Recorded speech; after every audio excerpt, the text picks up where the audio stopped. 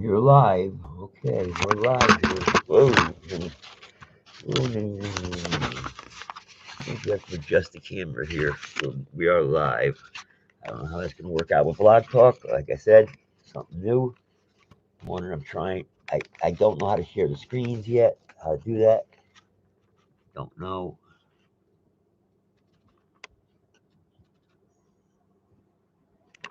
It's interesting. We'll see how this works out. Yeah, we'll see how it works out. Right now we are live, 100% live. We're not live on Blog Talk yet.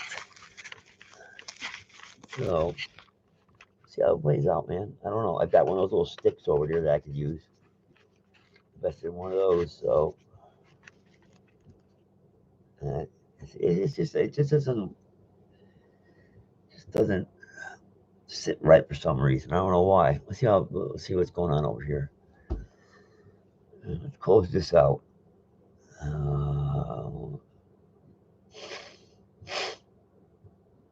Yeah, we got that going on. We're live now on YouTube, so that's all that matters there for now. So we gotta wait till we go live on Blog Talk. We got 3 minutes to go on Blog Talk, so see if we can play you something here on YouTube. See how that goes out here. See here. All right, here. See how this. See, I don't know.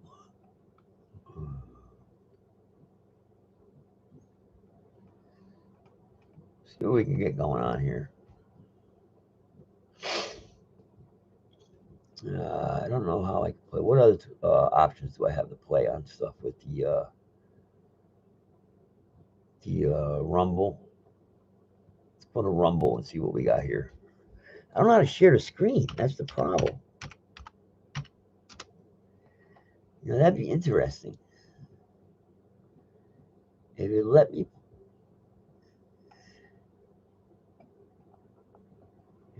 me share the screen, I would like to know how to do that on YouTube. Of course, nobody's gonna come on here and tell me, so it doesn't matter.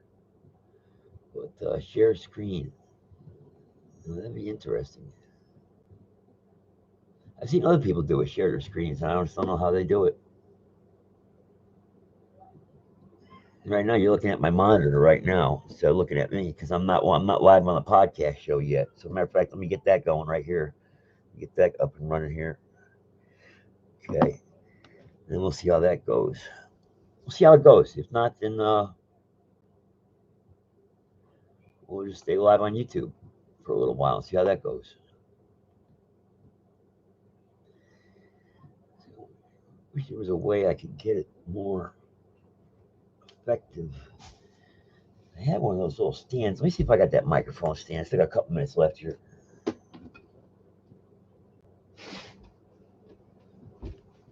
One minute until showtime. Uh-oh. Ow.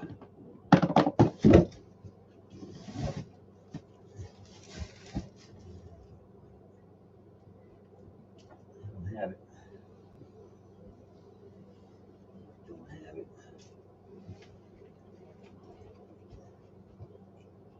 Huh. Don't know what I did with it. Don't know what I did with it. Darn it. I don't even remember what I played for an intro on this.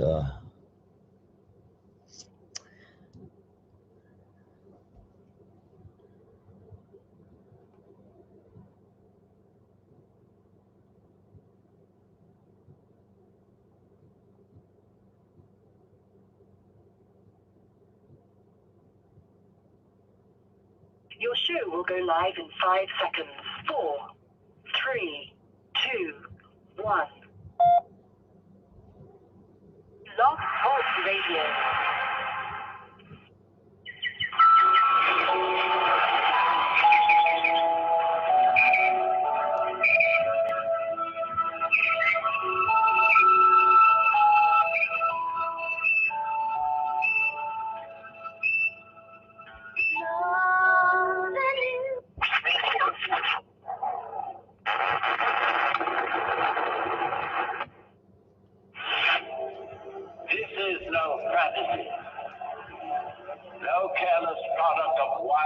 nation.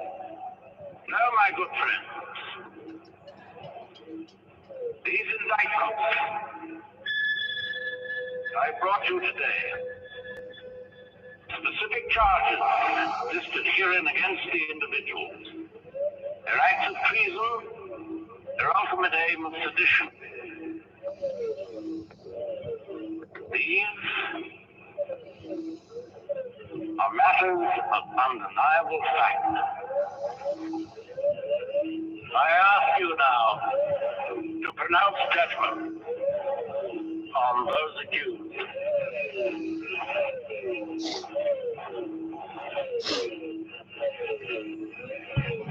On this mindless aberration, whose only means of expression are wanton violence and destruction.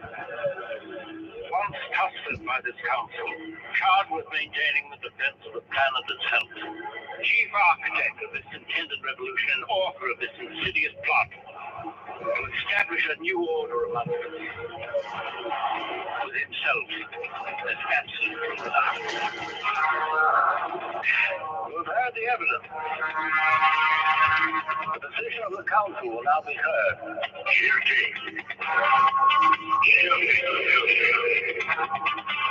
Guilty.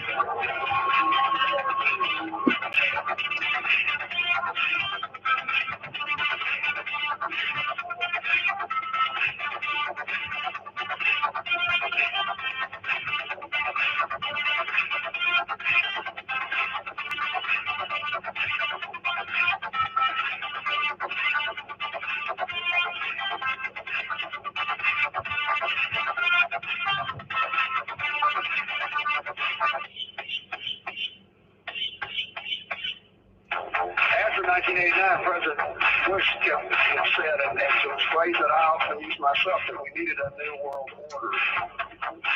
A new world order. A new world order.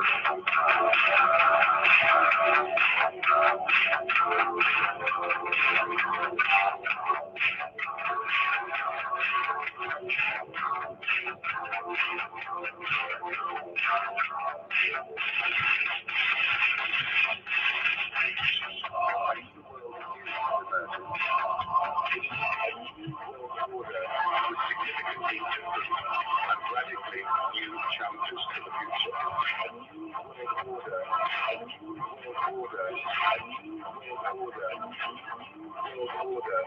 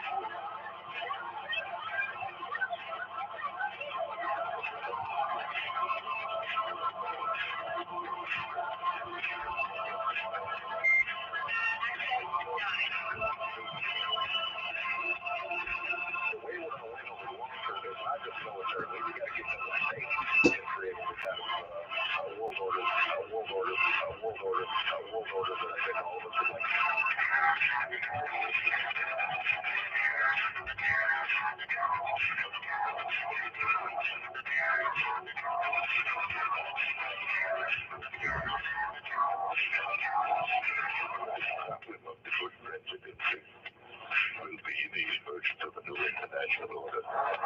Within the next 4 years, we will see the emergence of a new international order. The beginning of a new international order.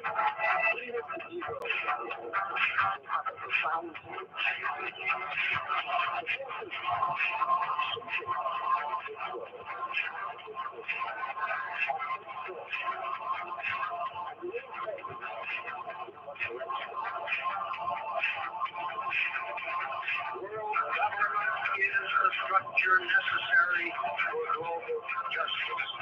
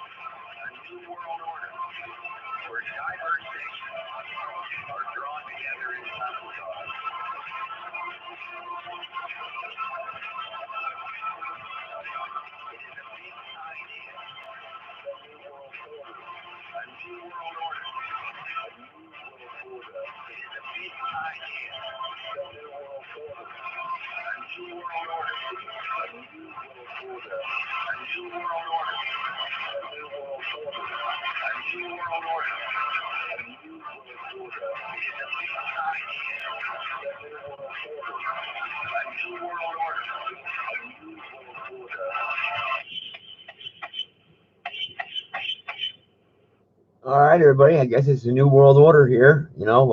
That's what they're coming at. They're moving full speed ahead. Biden's new plan here, his budget, they're going to shove down everybody's throats here, and we're going to pull something here on that. Here, we'll try to play a small short clip on this here.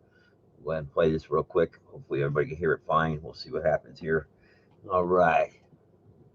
Oh no, maybe not. Let's see. All right, here we go. Nope.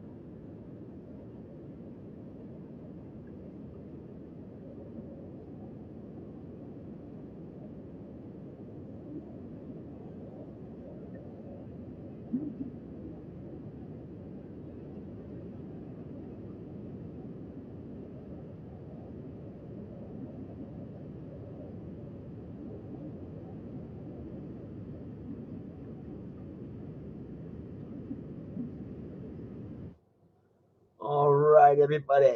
There you go, huh? There you go. Words of I just don't know how else we can put it in any other way here to wake peeps. Wake up out there. I just know. Let me adjust my camera here.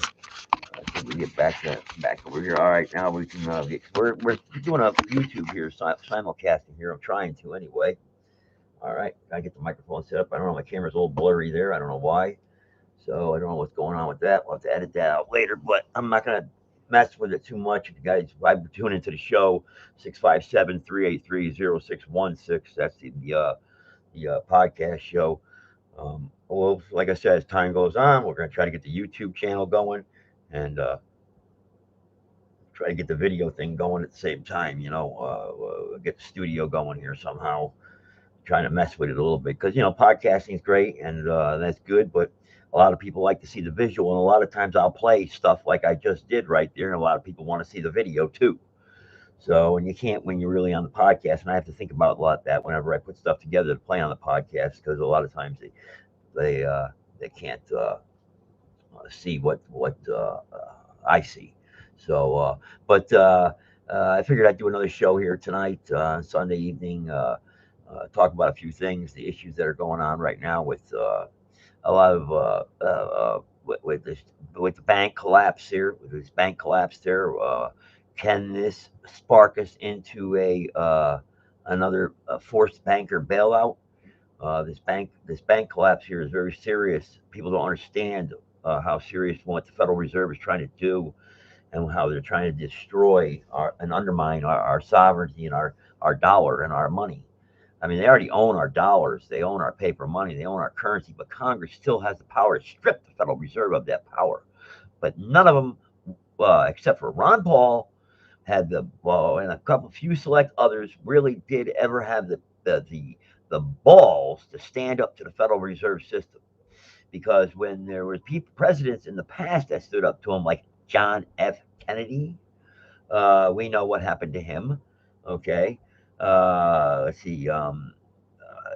Abraham Lincoln was going to eventually. That's why he issued the greenbacks. Was going to he would stand up to the bankers. Also, we know what happened to him.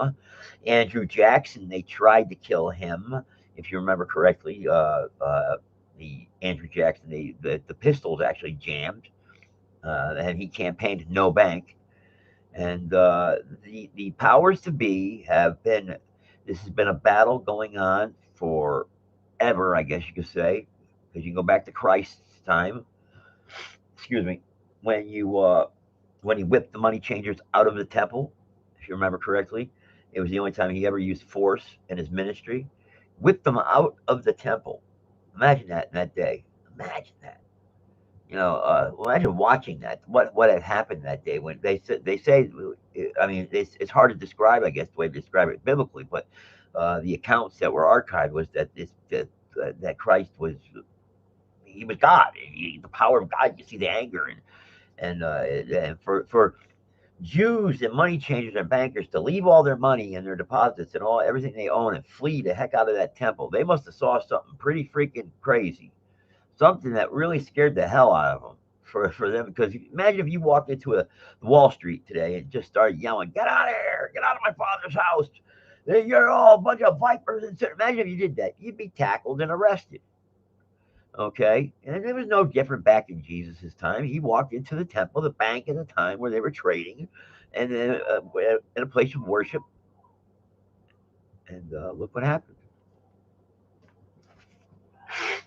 So, guys, uh, this pollen is killing me here in North Carolina because it's down here. The trees are starting to bloom and everything. It's just driving me crazy. I can't breathe.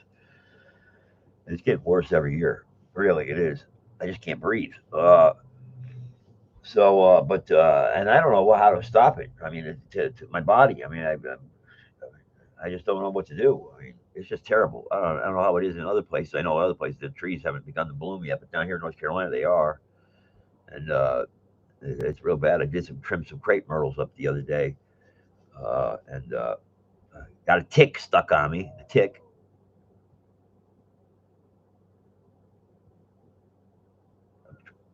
Background noise here. Okay. All right. 657-383-0616.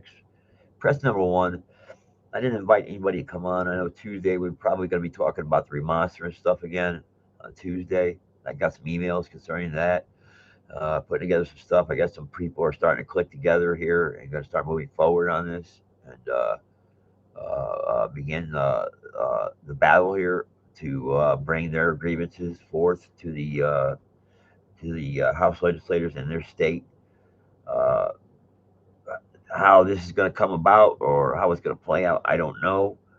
Of course, it's a peaceful, lawful way, from what I understand. I don't know too much about it or everything about it, but I've heard about it in the past.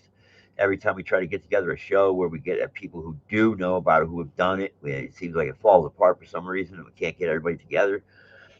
And then we get people together who want to agree to try to do it, and then we don't get all the parties together. So it's an uphill battle.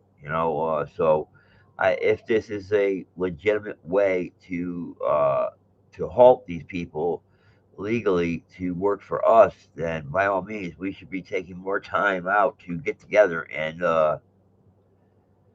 unite and bring this remonstrance to forward to our grievances here. So I wanted to ask though the remonstrance. Once you bring the remonstrance there, you bring this complaint. What's the remedies that are demanded upon this?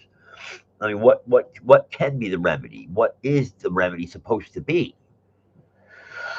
So I kind of really wanted to get that question out there too. And I don't know where Mike from Florida is. He was on this podcast all the time when the Republic was on, and now he's not here. I don't know where the hell he is. His number, I used to always see his number on the board. I see a bunch of new numbers on the board, but excuse me, I don't see anybody that can that I've invited on in the past.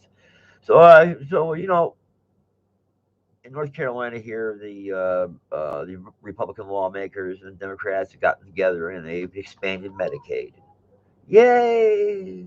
State Medicaid program, they've expanded it. Now you don't have to be disabled to collect Medicaid if you're an adult. Now they limit, they let go all the requirements. Except there's only one major requirement that's very, very important, actually. Not one doctor will accept it. So figure that, you know what I mean? So who cares how much they expanded it? No doctors will accept it. So if the you accept Medicaid, no, we do not, sir. Do you know any doctors that do? No, I do not, sir. So there's one doctor way out in the mountains that accepts it. That's it. So what good is it? The government gives you insurance that no doctor accepts. Duh. You think somebody would ask this question to the news media? Or you think this question would be something out there that we would be talking about openly? Uh, I don't know. I don't know. And we know it's campaign time here. I put together my one of my campaign here messages here. Let me get that out here real quick. Oh, yeah, I can't breathe, man. It started acting up really before I got on the show. Also, one of my campaign letters here that I'm sending out to some people. This campaign letter here that I'm putting out. Uh, the every election promises are made. If something you or a friend may have supported appeared to change, with big question mark. Can I ask, really, at the end of the day, has anything really gotten better for your community? And without the fear of how long can it last anyway, if it did?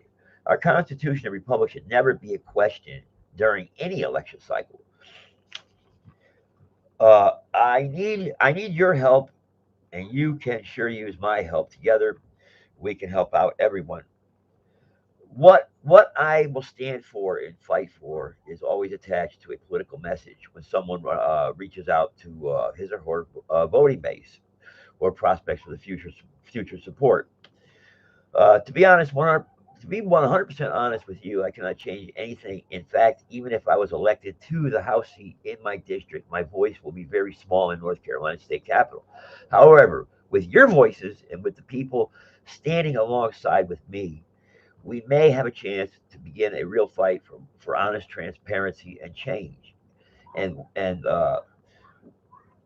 what at the top of this letter head says, restoring our republic, can really build a foundation that will never fall apart. Because when I take an oath or make a promise, uh, they always come with God, family, and country first. I want to ask you about the issues most concerning to you and what you want to see happen. This is why I'm reaching out to everyone in my district. I can long before the campaign madness begins and phony promises are made just to get your votes. I'm just going to list a few of the broken issues that our representatives seem to never repair that I think should be fixed once and for all. And I outline uh, some of these issues here. Inflation, number one, inflation in our state is out of control. Prices keep rising, but your paychecks never do. Number two, crime in our communities always talked about, but never seems to ever be fixed with real solutions that everyone can profit from. Number three, health insurance on the cost of prescription drugs. We always hear about the promise of lower costs, but our pockets never see it. Number four, our farmers in our state never seem to get the help they so much deserve. No farms, no food. Very important to fix. One would think. Number five, education. The political leaders always talking about education. How about the government staying out of the classroom? That's what I propose. Let the local school boards and parents and teachers work that out in their communities. Well, I don't think the state government or capital should ever get involved with our child's education. They don't know what's best for our children. Only we do. Uh, Number six, guns control. I say no, no, no. The Second Amendment is not going anywhere, not as long as I live. We don't need to propose any more gun control or gun restrictions whatsoever. I know many states are, and for instance, the state of Connecticut right now, they want you to account for how many bullets you have. Ridiculous, ridiculous, just absurd, and no, never, not where I live. Gas prices always appear to be a major topic, maybe, and especially before an election cycle. It's time to get rid of the gas tax, and I would say propose this. Why don't we put a mandate on how high gas can actually be charged for at the pump? Put a cap on the price. Let gas stations pick their own prices, but put a cap. They can't go above $5 a gallon. If they all want to put $5 a gallon, that's fine. But they need to explain it, or there has to be a reason for it. Because we know gas prices fluctuate, but there has to be a cap. It just seems like it keeps going up and up and up and up and up and up and up and up and up, and it's not going down. It goes down for a little while, but then it goes right back up a little bit, and it stays at that little bit up until the next hike comes. It's got to stop. It's got to stop. I mean, I went over one time the gas prices with everybody on this podcast, the dates, the years of what the prices were and how they stayed relatively the same throughout the years. Um, I don't have my water here next to me, darn it. Taxes. One tax that needs to be abolished is the property tax. No citizen in our state that owns a home should have to pay rent to the government. I believe the property tax is unconstitutional and it should be abolished. Once you pay for your home is paid off. That's it. No more tax on your home. No more property tax. Homeless. Never should a citizen in our state be homeless. Period. Period. We should not, not in today's day and age. We should not have homeless people. There should not be a homeless problem anywhere in America, for that matter. Especially amongst our veterans. That's disgusting and sickening. Government regulation. All regulations need to be looked into, and if appearing to have too much power or regulation, then be removed from the law books. That means basically oversight of all the statutes, general statutes that are on the books here in North Carolina. Put together a committee, a nonpartisan committee that would open up the law books, examine every single code statute that we have on the books right now, and if they are unconstitutional, then they become bam nullified, nullification. That's what a lawmaker can do. That's what a state legislator can do. It has power to do here in North Carolina. Okay. So, okay, that was just 10 off the top of my head, and I'm sure many people have the other concerns that they may feel need to be addressed by the people that you know, that's supposed to be our voice at the Capitol. I can never find that person, or do I ever hear back from that person at the Capitol? And when I try to inquire with that person, it seems like it's connected to a voicemail right away, or a promise to call back that never happens, or an email that never happens. If elected, it's one pledge I do make to you that any call or any contact with anyone in my district, you will have personal contact with me. I guarantee you that. So that's pretty much one of the campaign messages there that I did type up. It's formatted, and I read it the best I could because I'm reading out loud on the air right now. But that's first letter that I'm mailing out to all the registered people, registered voters in my district, just for starters, to get the ball rolling here because I believe I got to start campaigning now if I'm going to unseat this guy that's in there now. If he decides to run again, I don't know. He did come out of retirement to run for state legislator. He was or a county commissioner or whatever he was before. I know he was police chief for a little while there. But yeah, so if he decides to run again, then I'm going to have a very hard fight because unseating an incumbent within my own party can be very difficult. So, anybody got anything they want to add here tonight? Anybody they want to say? Anything they want to add or questions? Press one. Let's see here. Yeah, phone. I need some callers here because I got nobody on the phone line here right now. Actually, I got Sarge out there. Sarge, you out there? You want to talk here tonight? Maybe we can drag a few other people in here and talk about the some of the issues here. What do you think about this Biden proposal, the package that Biden wants to put together for the budget for the economy? What do you think about this? The military spending. Somebody told me that what 3% or something. 3%. What's he proposing for military spending on his budget? Well, I wish I had a copy of his proposed budget up here right now. Uh, oh no! Somebody just sent me a message. You like that intro I played? They're abandoned. Yeah, I sent that to a couple friends of mine too. That email there with the video with Bannon in it. Yeah, that was pretty good, huh? Yeah, I like that one too. It's pretty gives you an insight of how much trouble we're in America. I was arguing with a friend of mine. Uh, well, of course, you guys know him, Dr. Peter Ventura. I was talking with him uh, the past couple nights on the phone. We stay awake late talking, debating, and arguing sometimes, actually. But last night he said something that concerned me. He said, "America's upon judgment, where we're being judged right now." And and we got to a little bit of quibble about that. But are we really being judged? Are we just not bringing upon ourselves this negativity upon ourselves? Of course, I do believe in a higher power, God. I do believe God is out there. I believe He's a creator. I don't believe that we just appeared here. I don't believe we rolled over on it as a fish and evolved over the years. We didn't monkey. We didn't come from monkeys, that's for sure. Uh, you know, so I believe that there is a God. But what happens then when you die? Where do you go when you die? I've been searching. That's since my dad has passed away. I've always been searching for that a lot lately. It's where do you go? What happens to your soul? What happens to your spirit? What happens? We know what happens to your body. Do you feel it? Do you have any memory of what happened here to you on Earth here? Your life, does it flash before your eyes? Is there anybody out there that has had a near-death experience? Or I'd like to hear from you possibly. I know we didn't advertise the show, and without advertising the show, our live callers dwindled down to almost next to nothing for participation. But we do have quite a few people that do listen via the internet, and you can call in, or the people that I've asked to call in here tonight, you can join me in it, and the floor is yours. I mean, let's have a conversation. Let's have a talk. Let's, what we talk about here. Maybe other people will get ideas or become motivated to discuss the important issues that are facing us at hand here today. That we have to have a change. I was talking to a friend of mine out there in California last night. He basically had the attitude of, well, nothing's going to change. God's going to come back, and the rapture is going to happen, and we're not going to save this republic. I don't buy that. I don't buy that at all.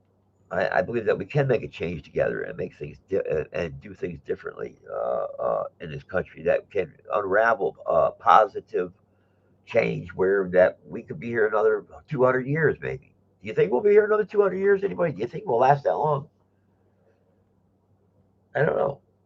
I don't know. I don't think we'll be out. The rapture is not going to happen next year. Do we have to have World War III? You know, a friend of mine gave me this book of Hebrews here. I got it right here. Book of Hebrews, right here. This the study manual right here. Advanced Bible study series right here. It's right here on my desk. And I've read it. Read it twice already. I do have to read things two or three, 4 or 5 times to really get it. But a lot of questions I have here. Concerning these commentary series that people put out. You know, uh, how much impact they have on the real true nature Word of God. So at the end of the day, when we're all sitting on our deathbed, or we die, or we're sick, who do we cry out to? It's always God, right? It's not the guy next. It's not the mailman. It's not the power company. It's not your bank. It's the God. So, but yet we don't. People don't talk about God that much every single day, do they? Do you? And we're putting our trust now into this AI stuff. What do you think about this AI? I mean, do I got anything on AI here that I can play here real quick? I don't know if I got anything or not. Let's see here. Let's go to. I got something. This AI stuff scares the hell out of me. Do we have robots running around right now? I'll tell you what. I'm a little worried about that. Somebody told me that they're at tolls. They were at that toll booth. These robots. Bank crash has begun. Sell offs and bank runs begin to bring in CBDCs and one world currency. Top of the headlines just came in right here. Forbes lists the Silicon Valley banks as one of America's best banks just weeks before collapse. All right, what do we got here? Let's see what we got here. Let's see what they say. What do they got here? You got a video on this or no? All right, here we go. The House of Domino. Let's see what they got to say real quick on this.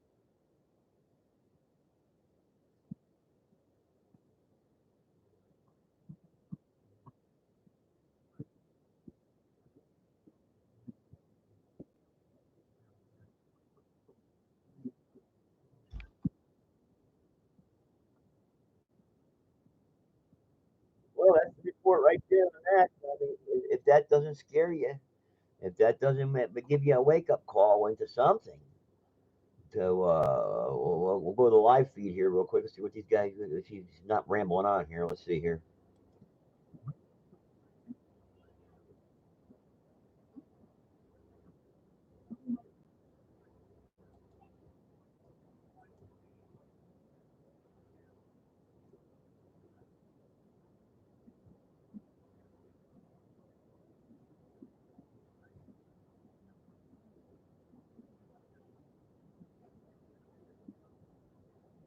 All right.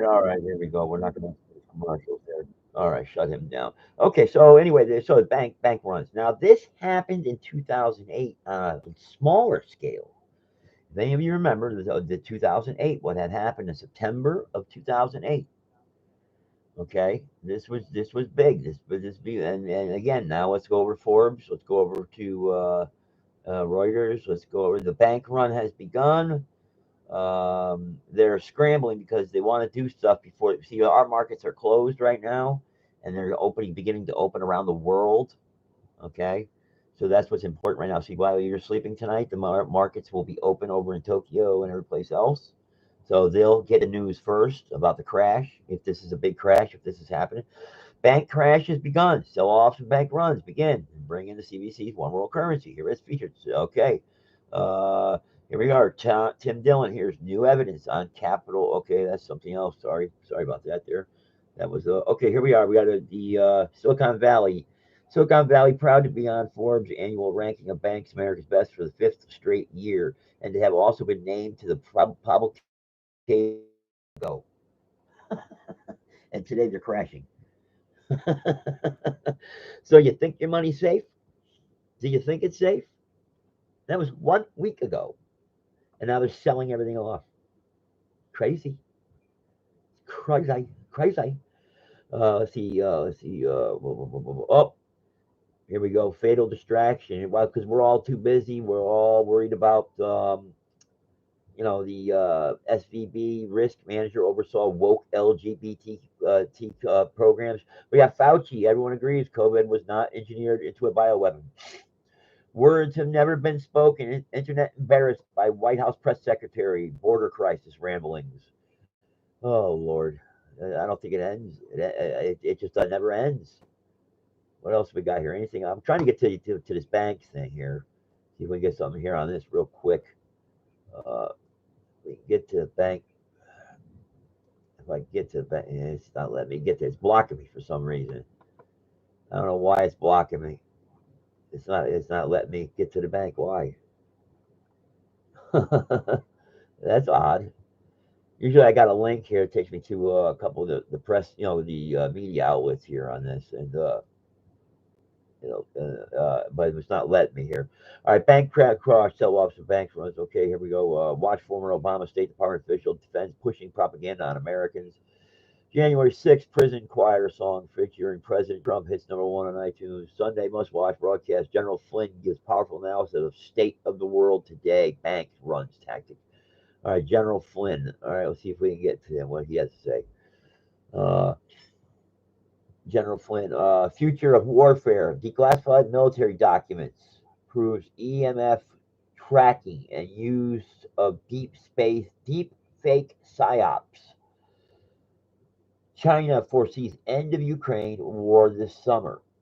All right, there's a prediction right there. Right there. Chinese foresees the end of the Ukraine war this summer.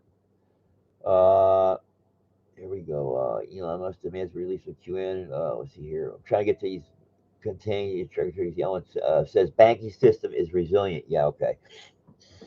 Yeah, sure. U.S. Special Operations Forces are considered utilizing deep psyops reports. See, what's this psyop thing? That's twice I've seen that now. Conservatives point in China warns of war with U.S. over Taiwan and Ukraine.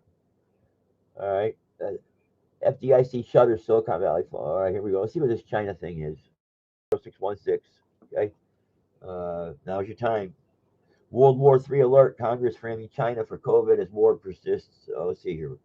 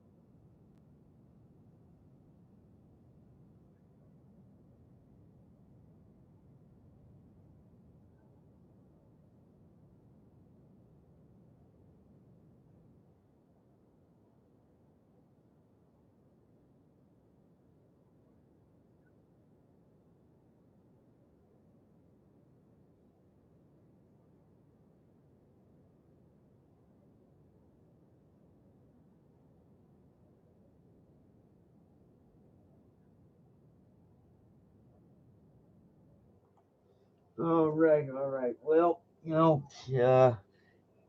the Roosevelt there, right? That screwed us from getting us into an alliance with Russia there in World War II, and you know, and what didn't Japan attack China too? They were attacking China. Did we help out China during World War II? Yeah, we helped them out by us stopping Japan. I mean, Japan was going over there just chopping them up, wasn't it? Weren't they? I mean, just think if it wasn't for us defeating Japan during World War II, right now there'd be no China. Japan would have control over all of China, and matter of fact, and of course the United Kingdom, there, Britain, they had bases over there too, and land. So it would be a much. I wonder what would have happened if things played out differently in World War II. Not if Hitler won. 'Cause we always hear about that. What if Adolf Hitler won? Listen. It would never have happened because Germany was too small of a country, didn't have the manpower, people to control that side, to control half the planet. There's just no way he could do that. He had problems controlling all the, keep staying occupied in France when he was conducting Barbarossa there. So, and then going up north to the Finland area. So, he just didn't have the troops or the manpower or the resources to control. Even when he seized the other resources of other countries, they just did not have it to maintain half the planet.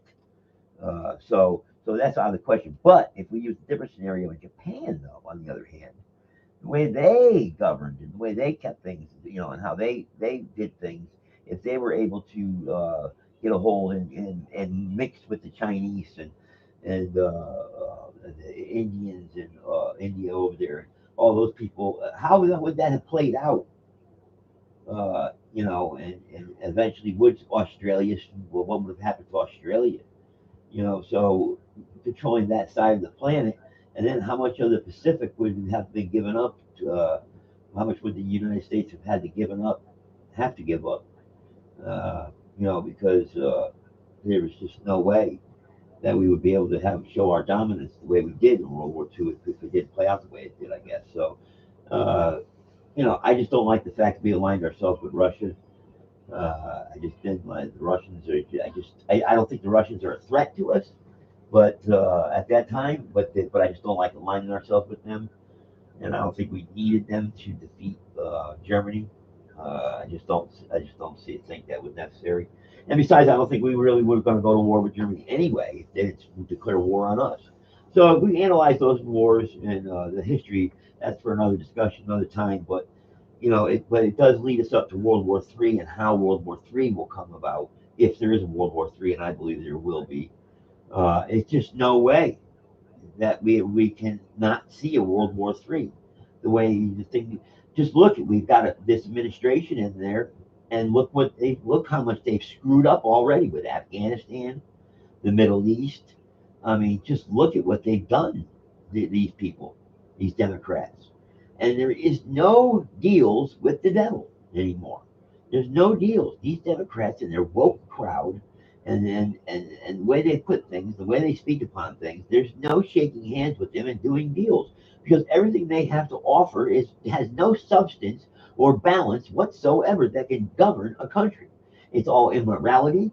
It's appeasement to the evil, and they condone consequential actions that are immoral that we as Americans have built our foundations upon that they want to erase.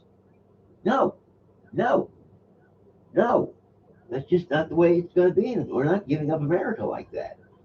I mean, what you do in the privacy of your home is fine. But if you're kissing a guy on the street corner, I don't care. I think that should be illegal. I don't want two men kissing each other. I just don't want it. I don't want to see it. And putting it flaunting out in the open. I think it's disgusting. And it's just like if someone was having sex with a dog on the corner. It's the same thing. It's disgusting. It's not natural. You can do whatever you want in the privacy of your own home, as long as you're not hurting somebody else. I don't know. I know I'll take a thrashing right now from the homo community, but hey, oh well. Let's go to 407 here. 407, you want to jump in the conversation? And I got a private caller. Go ahead, 407. Yeah, you asked a while ago, what do you think of AI? Here's what I think of it. I remember as a kid, we had a show, really great imagination of taking us out of our world, but Star Trek. And then the next generation was Star Trek: The Next Generation that had a computer named Data. It was a man, but he looked like a man, and he was a computer. And he had a desire to experience emotions. Now, we know he's never going to get emotions unless someone programs that in him. But what that was also a part of is the evolution that was being taught in our education system, and because of a couple of generations coming up with that, right now we're sitting around here fascinated, and I'm fascinated with computers and all this other stuff.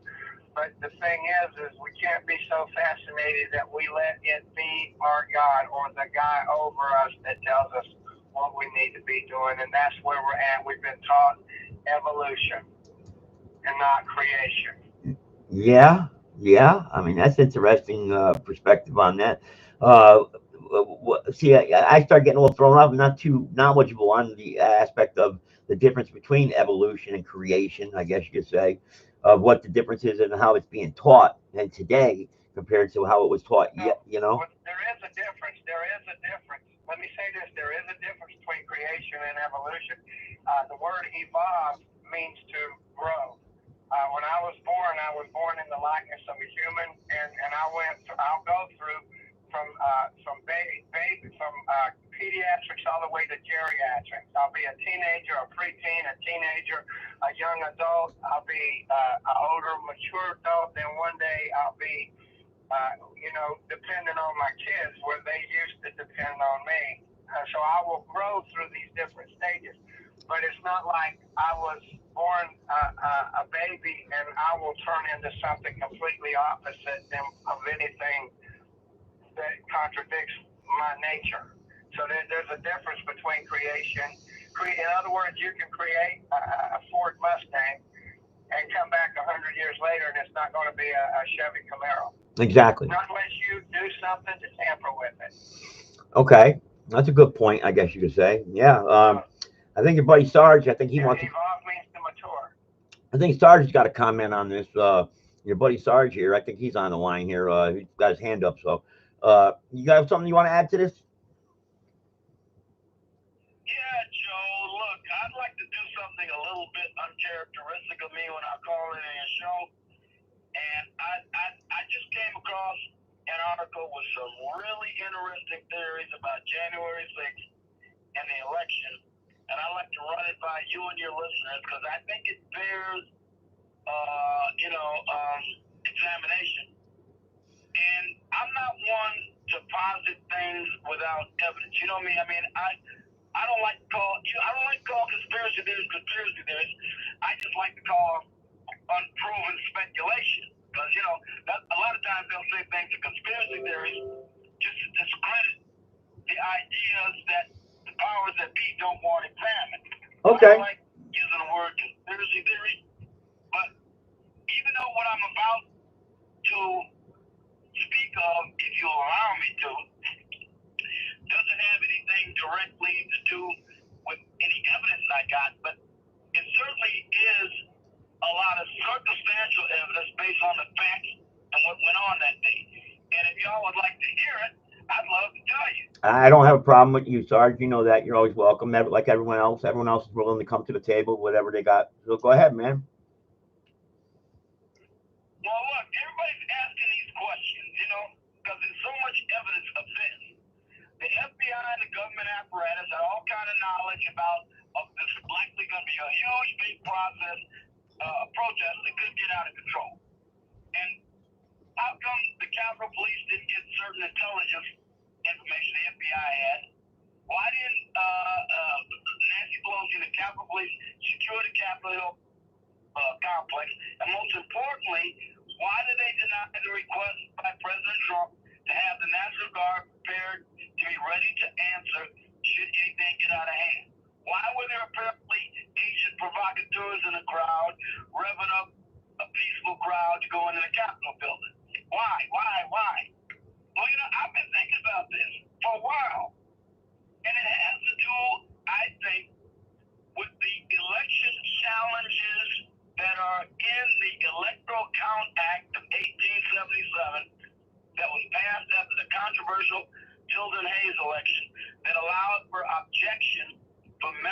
House and the Senate to the electoral count. And if you bear with me, I'd like to explain as to what this might be here. Now, they knew before January 6th that about 139 Republican members of the House of Representatives and 8 members of the United States Senate had already made clear their intention to object to the electoral count. And remember, the 1877 Electoral Act allows one member and one House, member of the Senate, to object to the electoral count of any state. If you get one member from both houses to object to the electoral count in any state, then it has to go to the floor of both houses of Congress for a vote. Now, why is that so important? That's so important because even if the vote had not been voted in the affirmative to allow it to continue further, what it would have provided would be a constitutional basis for standing in a judicial challenge about the election for the Supreme Court. And the fact that there was no such thing makes it much more difficult to obtain standing for the Supreme Court to get challenged. Now, how do you prevent Congress from delaying the certification of a state electoral vote? You got to have a crisis that fits and invokes the special House rules that the House of Representatives has in place for occasions like this. Now, just 3 minutes before 2 representatives issued a vote for motions to suspend the certification, again, under the Electoral Count Act, not under any unconstitutional act by Mike Pence, but in accordance with the law, with federal statute, the House members were told that there was a protest that was going to breach the chambers. Then key people who must be present for the certification by law, Mike Pence, Nancy Pelosi, Schumer, and McConnell were walked out of the chamber, which effectively halts the chamber process of the delay to certify the vote. Now, they had to halt it in order to get, they had to eliminate the motion challenges to halt the certification. Okay? They had to do it, and they had to do it by getting rid of the main players. Like I said, those 4 people I just mentioned, they have to be there. If they're not there, you can't do anything. So, you got a crisis. It eliminates the motion challenge to halt certification, which would have begun to look into the voting irregularities and the fraud. So, if you take the vote out and if you take the process out entirely, you can continue to fraud and certify the fraud with no detractors on the record because it never went forward. It never got put in because when it came back from the so-called crisis, 8 of the senators withdrew their intention to object to the certification. So you don't have one member from each house. You got the 139 members of the House of Representatives, but nobody in the Senate. So when Mike Pence said, that he didn't have any ability to halt the certification, technically speaking, constitutionally, he was correct because there was no motion before him to do it because it never got entered. Really? Yeah, this is all in the law now. This is really, it might have been, and I'm not one to indulge in speculation without direct evidence, proof of evidence. I don't do that. You know me. Yeah. I talk about what the evidence shows. But again, we know that there are, 147 members of Congress in the Senate and the House of Representatives who are going to object to the election. And they were going to object to the election in 4 states: Nevada, Wisconsin, Michigan, and Georgia. We know that. And Josh Hawley said he was going to look into the problems in Pennsylvania. So we know this. It was going to happen. Well, got interrupted by the insurrection. Well, we knew that. Well, first of all, let me backtrack a little bit more here, though. But we knew that there was going to be an event that day anyway, because did you get any emails or get pummeled? Yeah, but you're going to ask them, why do they have they knew all this stuff was probably going to go on. And they didn't call out the National Guard. That was my point. They didn't mobilize the Metropolitan Police Department or the Capitol Police Department. They didn't even equip them properly for a major riot. This was my point. Ask yourself why. Yes, this was my point. They watched everything else. Why did they do it? I think it provided them with a pretext to have the electoral certification vote interrupted. Maybe they either provide a pretext as to why they felt they had to change their vote because we're not going to yield to a mob. So they can always cover that way. Maybe they were extorted or intimidated. I don't know. If in fact something like that happened, what would have to be done is to find out these people who they don't want questioned. Look at the people they're trying to hide from us. These guys like Ray Epps and all these other guys that look like they were feds and who many in the protest thought were federal agents or federal undercover provocateurs or whatever. And we'll look at the lengths that they are going to prevent us from finding out who they are. Yeah, no, it is an interesting facet to look at it this way, Sarge. But again, as we analyze it, and we all know the truth comes out years down the road, what can change because of it? What can we do? You know the truth. I know the truth. Well, most of us really do. Some of us don't, and a lot don't care. So, and at the end of the day, Sarge, are we to waste energy on this? I mean, is it good? Because if Trump gets back in again, then this will really be beneficial. But if he doesn't get back in again, we're not, I'm not saying we have to make it a priority. I mean, the certification is done. But think about it if this, in fact, was what happened. Because we're all asking, is it just simple incompetence? We know how bad these people are at governing. I'm talking about Pelosi, Muriel Bowser, any Democrat. All they know how to do is seize power. They don't know anything about governing well for the benefit of the American people in a constitutional republic. Now we know that. Yeah, I know. But you would expect there's certain things that are minimal, like we have your professional leaders in law enforcement telling you about possible dangers. When you have the President of the United States offering you 20,000 members of the National Guard, all you got to do is put in a request. When you got the mayor's office in Washington, D.C., sending a letter on January 5th saying she does not want any help whatsoever. And if you even think about offering any aid, you got to run it by her department first. Remember Article 4 of the Constitution? Article 4 of the Constitution requires that either the legislature or the chief executive of an entity consent to the commitment of federal troops. Yeah. Okay? Yep. And then it would take a request from her and or the speaker to commit those troops to the Capitol building and or Washington, D.C. And her office sent out a letter specifically rejecting the use of the National Guard. Despite all this intelligence information that they might be needed. Yeah.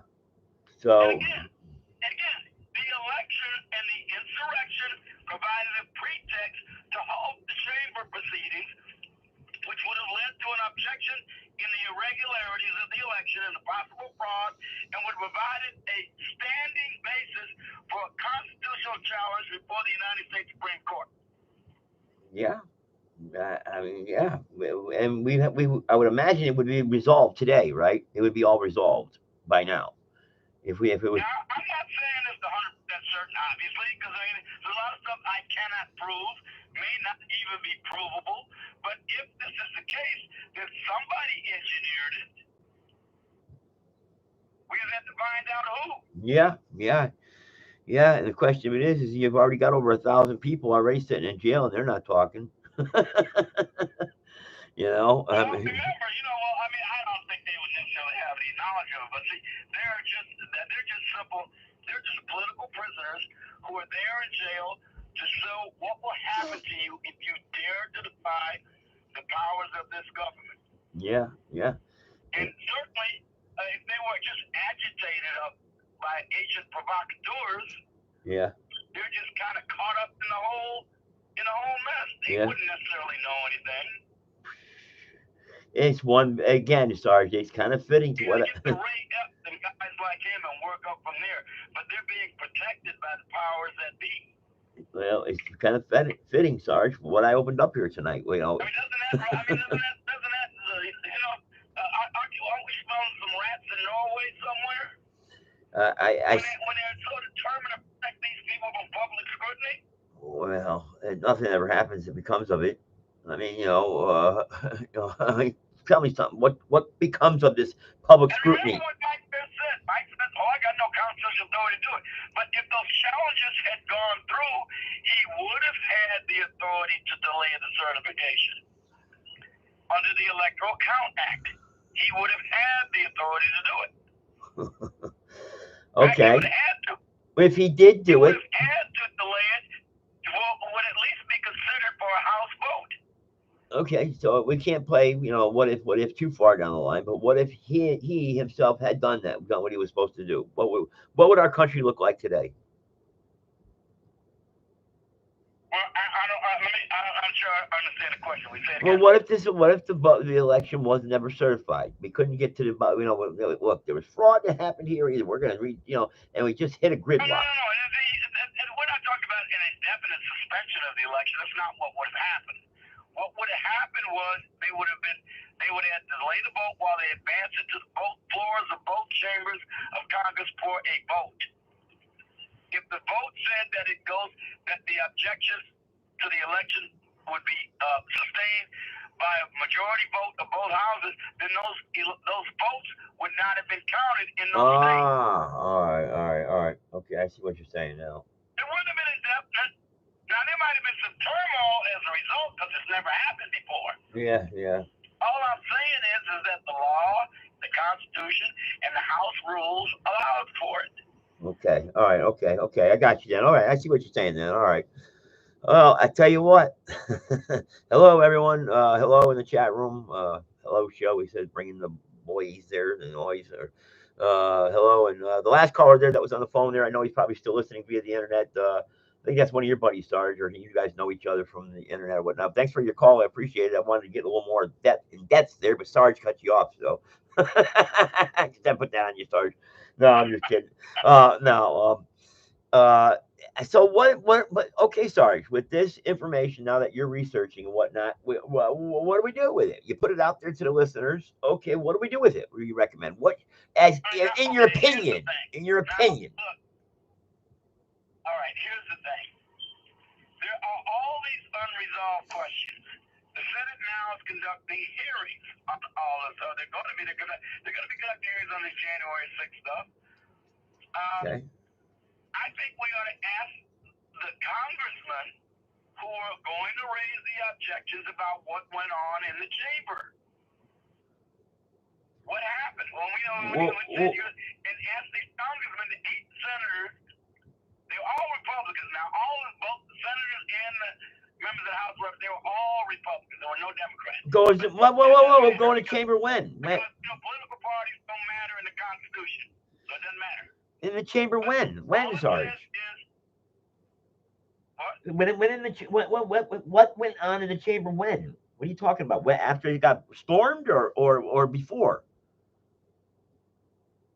You're kind of breaking up and getting I lost you there. I lost you there. What you were talking about? What do you mean? What happened in the chamber?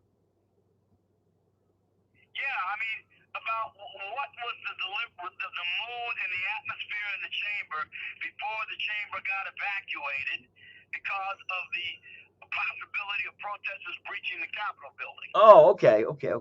All right, there you go. I was thinking of something. Okay. Remember, I want to keep emphasizing this. 139 members of the House of Representatives, 8 United States senators had made known prior to this their intention to object to the electoral count in Congress. Remember, let me emphasize this again. It takes one member of the House of Representatives and one member of the Senate to object to any electoral count in any of the states. Okay. Then they have to go and have a vote on whether or not to advance the motion forward. All right. Okay. Got you. But how many does it And take? without the senators there, there's no basis to advance the motion. And How many because of members do that, they have to there have? is no, How many it members? makes it much more difficult to obtain standing to challenge this in the Supreme Court. How many members do they have to put the motion forward? One member for each state objected to from the House of Representatives and the Senate. Just one. That's two people. Wow. So I was doing the right thing then. Okay. All Remember, right. it's got to come from one, it's come from each chamber of All right. Congress. All right. Okay, I got you then. All right. And then you have a vote, and if the vote is denied, well, it doesn't go any further. But what you now have is a basis for standing before the Supreme Court to challenge the election. All If right. that had happened, the riot, the insurrection, so-called, changed that. Because the four people who are required to be there to advance the motion were removed from the chamber because of security concerns.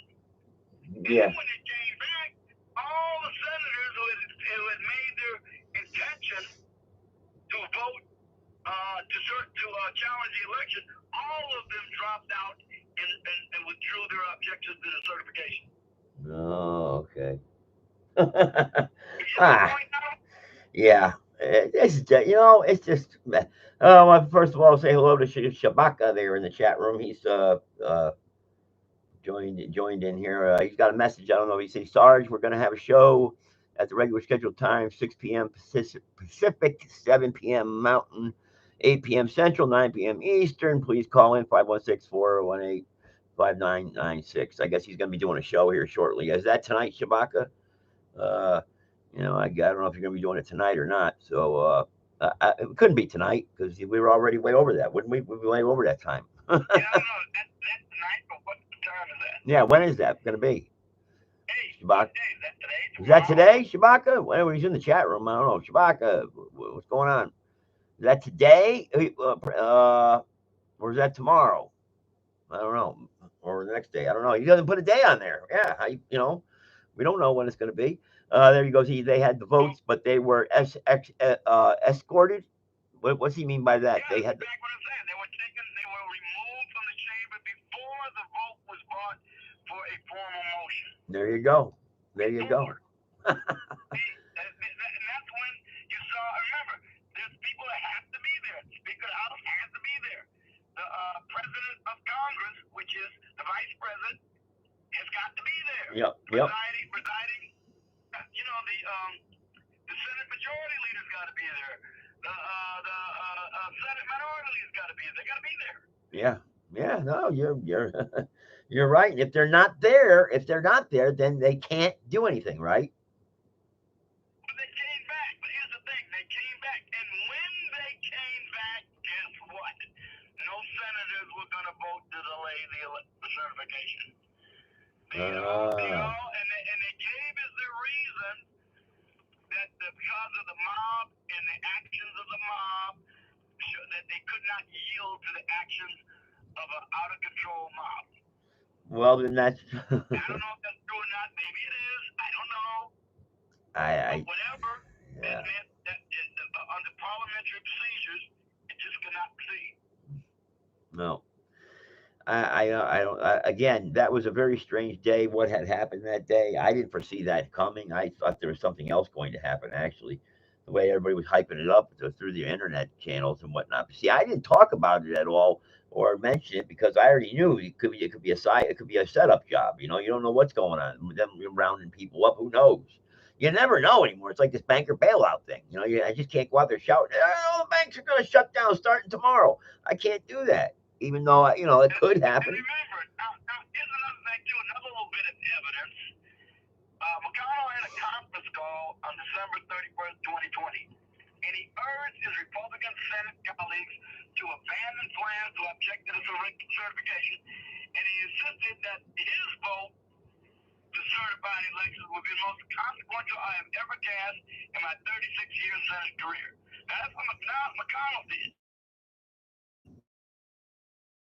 Whatever your objections are to election, forget about them. And I don't want you to vote 37, in the affirmative on that issue. 37 years later. Yeah.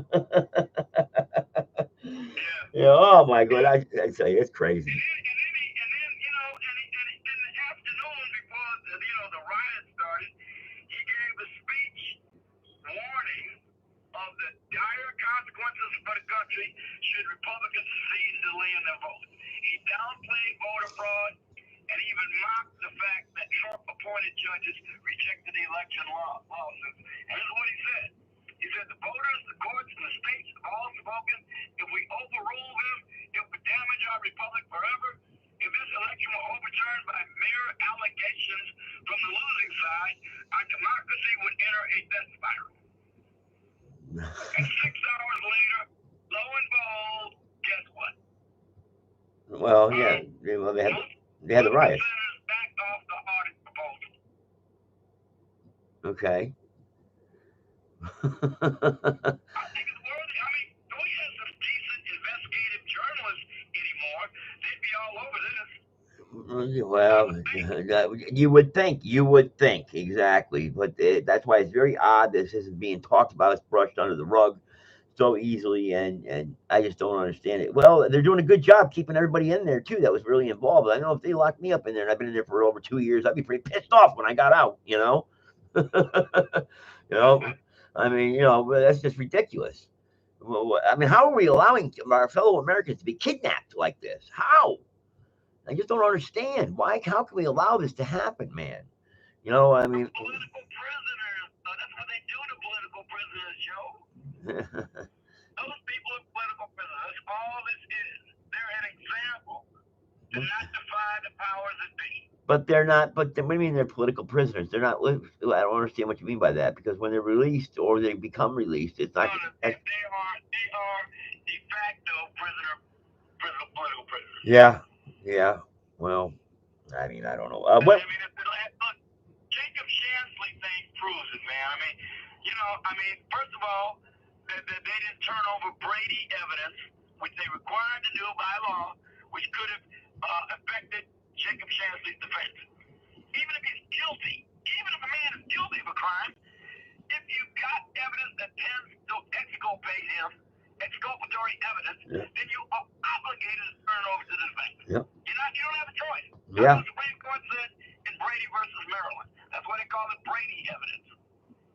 Well, Stuff showing him outside of the Capitol with a megaphone, urging demonstrators to go home because President Trump asked them to go home, urging him to not vandalize anything, to respect the monuments in the Capitol, to respect the police, to cooperate and be peaceful. That is all stuff that tends to mitigate or exculpate his guilt. yeah. When you see him being escorted around the corridors of the Capitol building by the Capitol Police, that is evidence that tends to mitigate his guilt. When he's got a prayer going in the Senate chamber, praying for divine guidance, and for the police and everything else, all actions of a peacemaker, that tends to mitigate or exculpate his guilt. They didn't give it to them. Sarge, let me bring on. And here's the problem. Here's the problem for Jacob Chansley. Here's the problem. The problem is that his lousy defense attorney conned him into some kind of plea agreement where he agreed not to challenge appeal the plea bargain in any way. And that was part of the plea agreement. And he still got 4 years almost in the plan. Yeah. Sarge. What kind of deal is that? I don't know, but let me bring on the doctor here, Dr. Peter Paul Ventura here from his church in state of Connecticut here. Go ahead, Peter. Hey, Joe, good to get on here. Sarge, good to hear you. You're right. You're absolutely right what you're saying. The crisis was created. It was to eliminate challenges, to stop the certification and to stop the votes on it. And that's the premise is, and that's exactly what it was. Because you have to, in order to prevent the motions, you got to get rid of this. It requires the Speaker of the House, minority leaders, and the President of Congress, okay, to not be present in those chambers. Right? She puts the Congress under emergency ultimatesacrifice. So once you get that going, there's no way to unilaterally stop the certification. You can't stop it unilaterally. The only way it can be stopped is under emergency rules, and that's what she did. She invoked emergency procedure.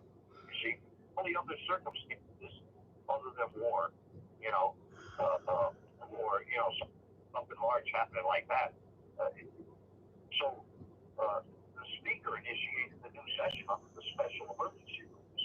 See, and those rules abandoned, and they made it clear that the only purpose of the new session was to expedite the certification and dismiss all prior regular session procedural rules. And that's why to vote the table of votes to consider a debate, stop the certification. See? And the electors never happened. The state vote electors never happened later that evening when the House goes back into business to reconvene. You see? And so even some of the members were allowed to vote proxy.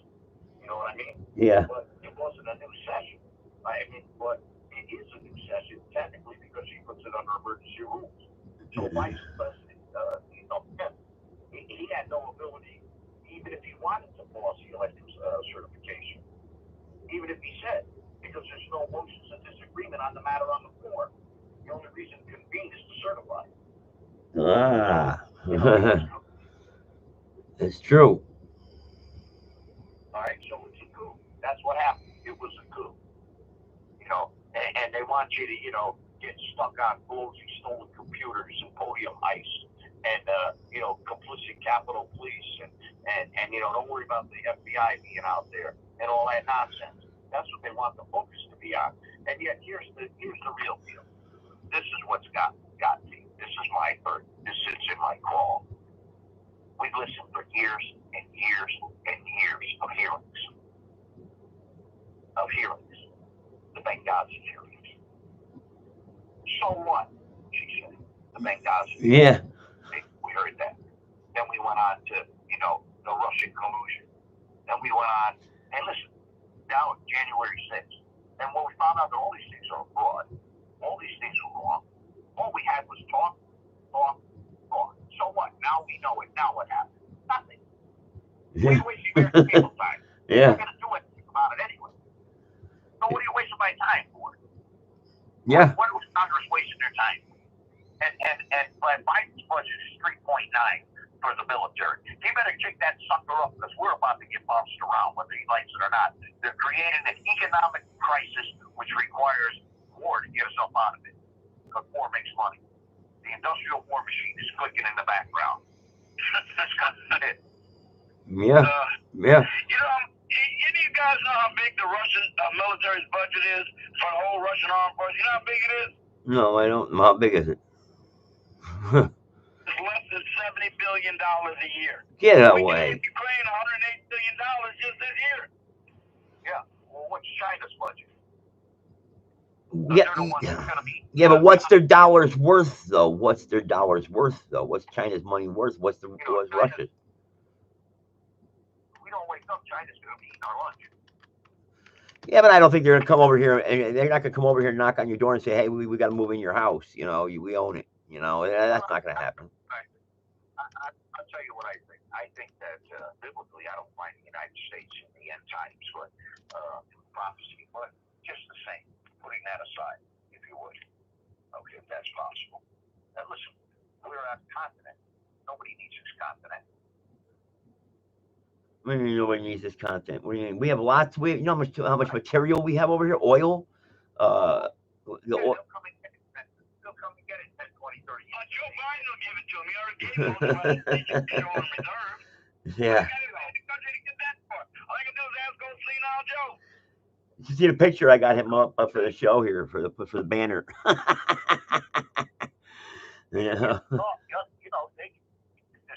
This continent and still survive. No, come on, no. They will not nuke. Here's what the end time happens. I think we end up. I really think China wants hegemony over the whole Southeast Asian part of the world. Exactly. I think that's what they're really aiming for. Exactly. And from there, where?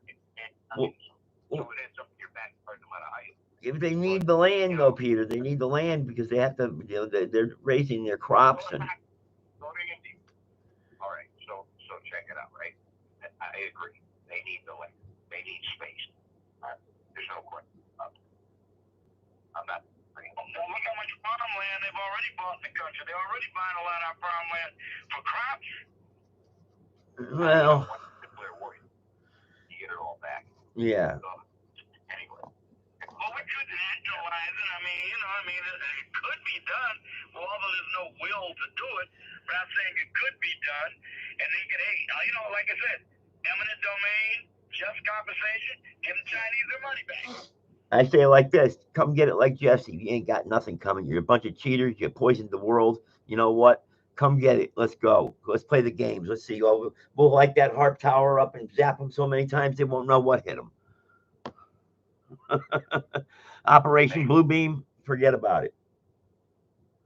Maybe, unless they come in low. Man, I'm telling you, this whole thing, man.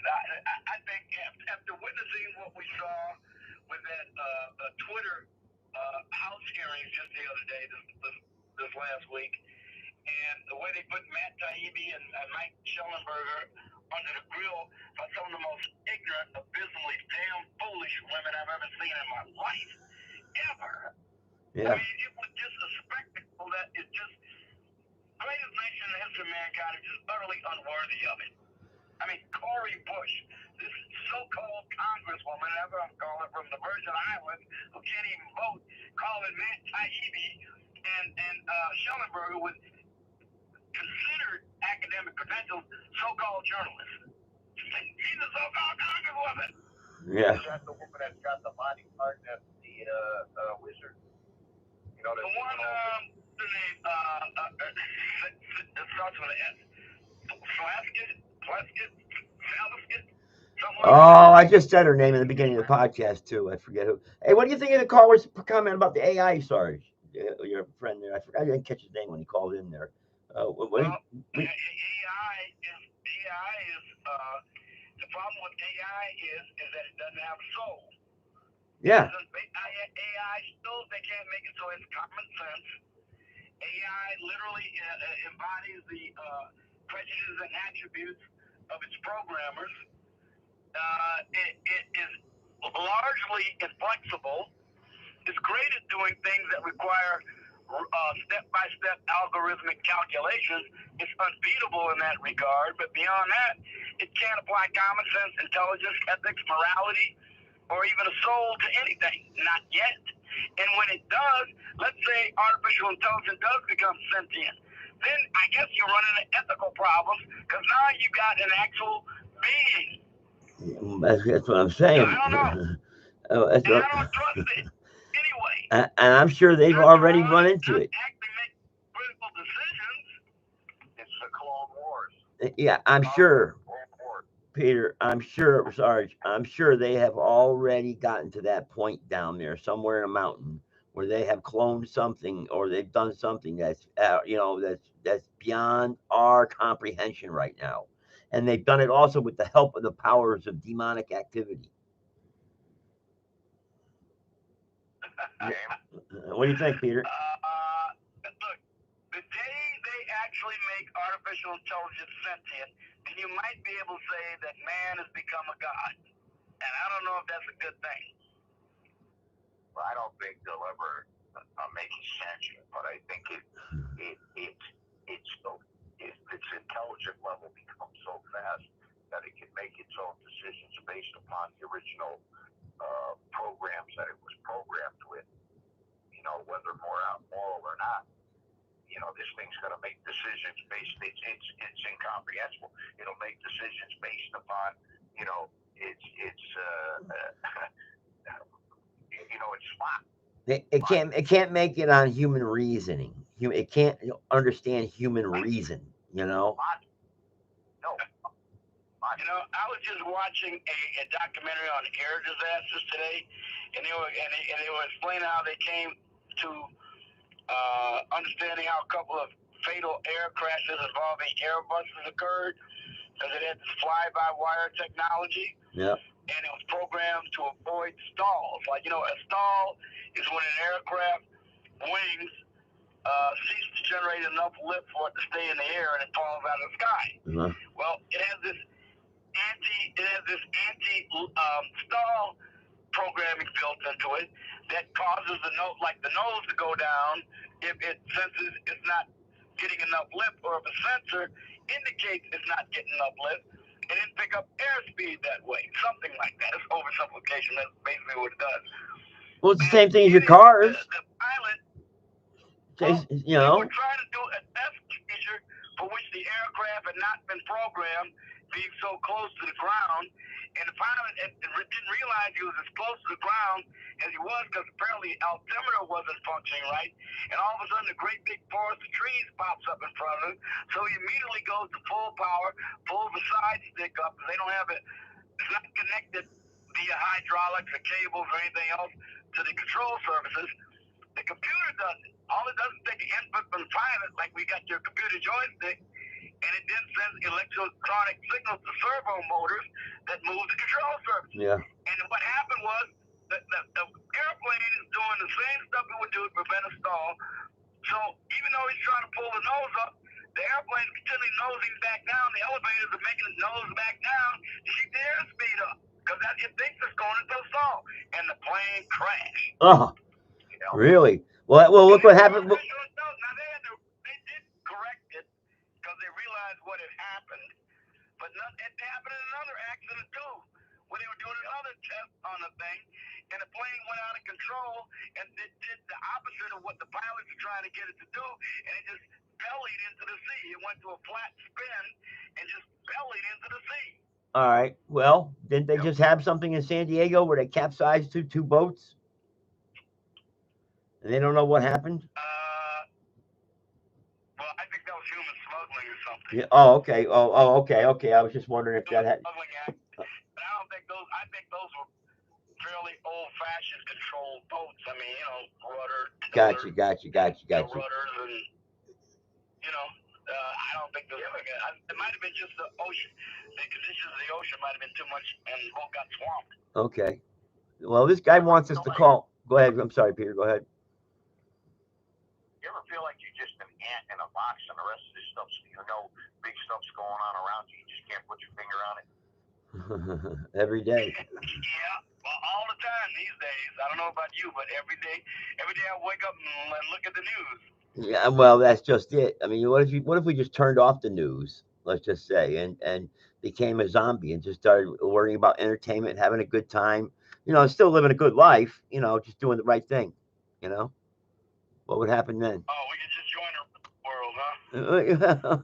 Yeah. Okay. We kind of listen to some more hearings and some more talk, and then if listen, I don't even know if we'll be around by 2024 the way we're going. well, that's what but we were saying the same thing in 2016. I'm not so much as us not being around. I'm worried about this country not being around as a constitutional republic founded on the rule of objective law. That's what I'm concerned about. Well, you say there's nothing biblically. I think the name United States will still be here, but that's what it'll be, just the name. Well, you say, well, he says there's nothing here biblically involved here with the Bible. I mean, what say you on that, Peter? What do you mean by that? If the how could the United States not even be mentioned at all in the Bible? It makes no sense. No, but I think that maybe we pull out, get our nose out, let the Chinese do. They're going to get into what they're going to do. Russia, China, and Europe is going to. Israel's going to supply technology. Europe's going to supply food to them. There's going to be that Russia-China Muslim, alliance, oil, all that, and we're going to end up with the America, Canada, North America, South. And they're going to build one road from Canada right down into South America, and that's what we're going to end up. We're going to end up over here, self-supporting. They're going to be over there. Well, it's quite possible. Quite possible. This guy wants me to call into his show. Not the euro, but the Americo. The Amero. Yeah. Well, Well, this guy, hey guys, before we go good closing thoughts tonight here, let's just give this guy a quick call here, real quick. He said he wants us to call into a show. I guess maybe he got a question for Sarge. I don't know, but let's give him a call, just see what he has to say. He's been on here before, so give a quick call, and then we'll do our closing thoughts here to our podcast, or let's give him a call and see if we can get connected. Anyway, we should be able to. Blog Talk Radio. There are no shows scheduled within the next 24 hours. He's not even on. Thank you for using Blog Talk. He's not even on. Goodbye. The guy's telling us to call into a show. He's not even on. Send that. We asked him. Remember, look, he typed it again, Sarge. The phone number for the show is 516-418-5996. But he doesn't give us no time. I mean, he gives us a time even in the first message. What's wrong with people? Maybe I don't know, but you know. What's wrong with people? I mean, I just don't get it. I just don't get it. Regular scheduled time. Maybe it does mean Monday. Yeah, I guess. Who knows nowadays, man? Who knows? Everyone is such a rush. We can all call in tomorrow. I think it is on tomorrow. Come think it. Everybody's in such a darn rush to go. Tomorrow, we'll call in from your show. Well, what'd you think of my campaign message there, real quick there, Sarge? Oh, I liked it. Okay, good. I thought that you hit the bases and you got the essence of what you're trying to do. Okay. Anti-corruption and the concerns of the people actually being expressed rather than all the remote entities. There you go. Because but the question, Sarge, is this: you've been around a long time. You know history. You know Constitution. You know the government. As an NC lawmaker, this is my opinion. I think as being in my district, that's the best place to try to make a change first, is in my district as a North Carolina legislator lawmaker, because we have the power of nullification and a lot of powers of removing judges even. So do you think that that's the best spot to start at? Well, you know what they say, Joe, all politics is local. Yeah. And yes, it's absolutely vital to be involved in politics at the local level. Okay. All right. Well, I just want to make sure that I'm not, I always ask people, what do you think? What the best, because I want to be able to get out there. Peter knows me. I want to make a change. I want to see a difference. I want to see something done. I'm sick and tired of the gridlock and the bogging down of everything and the water. And by the time someone's agenda gets noticed, it's already forgotten about. I mean, so I just don't know what else to do. I mean, I just don't want to leave the country or the world knowing it's in this much bad shape for my kids. You know what I mean? Yep, I know what you mean. What they did to our children during the lockdown is absolutely the worst you could possibly do. Oh, I know. So, yeah, all the proof is coming in now. Something's got to change, that's for sure. Yeah. All right, do closing thoughts here. I'm sorry, go ahead, Peter. Wake up the woke. Yeah, well, I don't think we have time anymore for the waking up. And I think we don't need to get woke. We need to awaken. Yeah. They won't be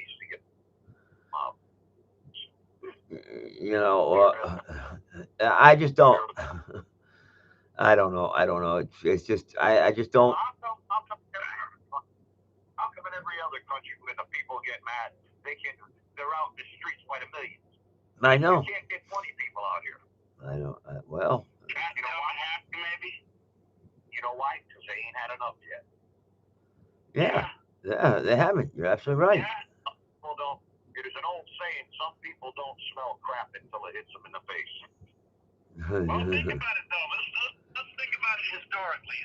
The American colonists were probably the most prosperous people in the empire, and if they weren't the most prosperous, they were among the most prosperous. And look at all the intolerable acts and other things they endured until they finally had enough. Sometimes it does take a little while. Yeah. Well, my closing thoughts tonight, what I'm going to do is I'm going to play 5 minutes of an interview that we did there with the the California, Long Beach, California Health Department. And that was a very interesting interview we did. And Sarge, I think you missed that one, but But just in case you guys have to run or you guys can't stick around for the 5 minutes or whatever, closing thoughts, Peter. You want to go first here? Anything you want to say here tonight? No, the only thing I can say is back to the Bible or back to the jungle. Back to well, let's see here. I don't even know if I got. I don't know if I've got it still. This interview with the. I might have it. I might have it. Sarge, you got something here you want to say real quick? Yeah, speaking of the Bible, I have come up with some really concerning information about the influence of women in the university, particularly since these women are animated by neo-Marxism.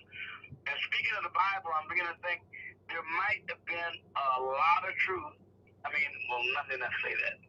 I think there's certainly validation for Eve eating the apple of knowledge and what happens when that happens.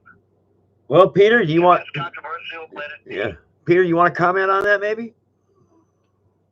Well, I think, the Bible says when the Lamb opens the book, there's silence in heaven, so there must not be any women there for an hour. Well, that's what they. That's a good question. Is there women? Some of the information I've come up lately about what's going on in academia with all these women in these diversity, equity, and inclusion departments, I mean, it's unbelievable. Almost 70% of college administrators in the Ivy League are women. 70%. I know. Yeah. All various species of socialist or Marxist. Is there women in heaven? You know what the Bible says? The end time is that your children oppress you and your women rule over you. Yeah. And Sarge, yeah, what do you think about that one? But then look, we got women with their heads on straight. Look at Christy Noem. She just vetoed this attempt to get a central digital bank currency in the state of Montana. They were trying to push it through that you couldn't have Bitcoin or other cryptocurrency to compete with it, and she vetoed it. Well, we got to keep. That's the woman with her head on straight. Got to keep an eye on this stuff real quick. This digital currency and this bank collapse. But let me play a couple minutes of this. I hope you guys stick around and listen to this. It's pretty good actually. This interview we did. Hopefully I get it right. I'll just play a couple minutes of it. But this is this crap. This COVID is, and I just don't foresee them letting this go. Every single time you think it's gone, here comes COVID again. You know. So let me play this. This is an interesting interview we did. Up here. Oh, we might not. I might not. I don't know. Let's see. I'm trying. It's to vibrate. There we go.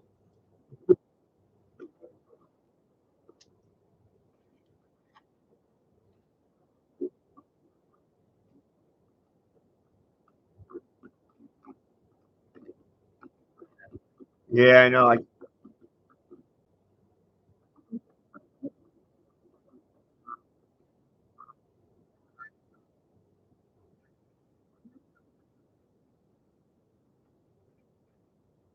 It's bad audio, huh? You guys can barely hear it, huh?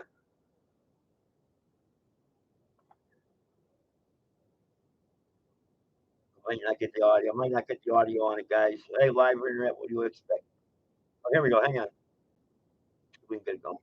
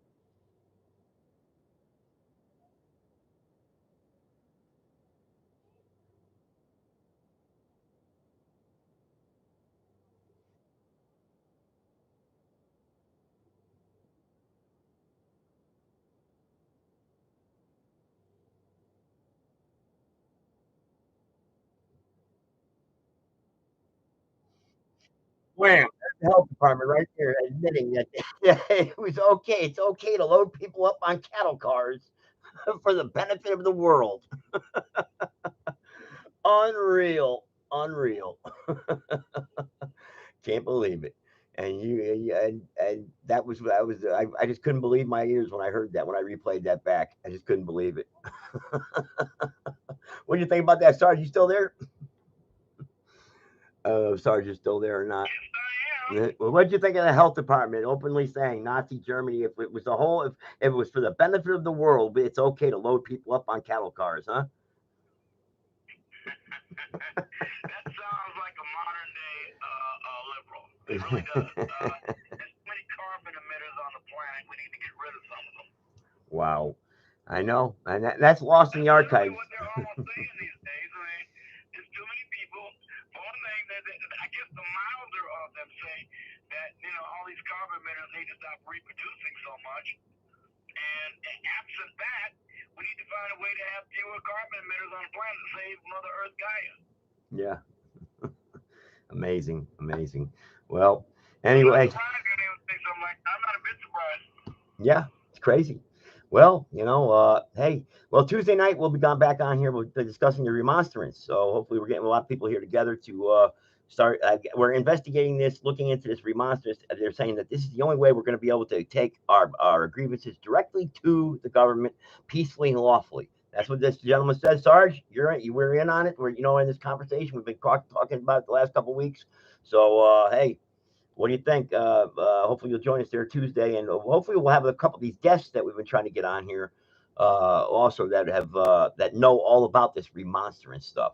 You know, so hopefully everything will work out well for that show here. What should I play at the end here, Sarge? I gotta get some new intros here and new stuff to play. So what do you usually like? I don't know. Let's see. Well, I played that stuff earlier. That was pretty good, right? Everybody liked that, right? That one there with Bannon. I got Bannon's video here. Oh, I came in just a few moments after the start, so I didn't hear it. All right, well, we'll play Joe Bannon then. What the heck? Why not? So I'll have to, when the show is off, I'll just have to replay it. Nah, I'll play it for you right now. How's that? Here we go. Hopefully I got it.